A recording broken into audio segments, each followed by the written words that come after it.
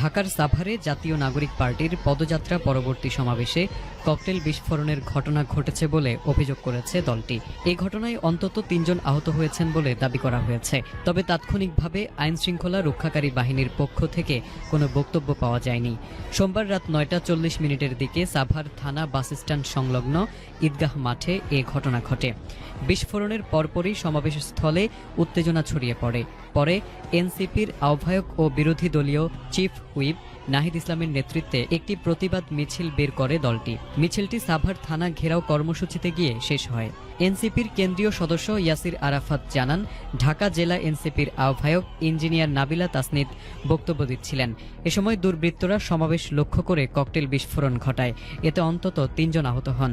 তিনি আরও জানান, ঘটনার সময় মঞ্চে দলের আহ্বায়ক নাহিদ ইসলাম, সদস্য সচিব আক্তার হোসেন এমপি এবং মুখ্য সংগঠক সার্জিস আলম সহ কেন্দ্রীয় নেতারা উপস্থিত ছিলেন।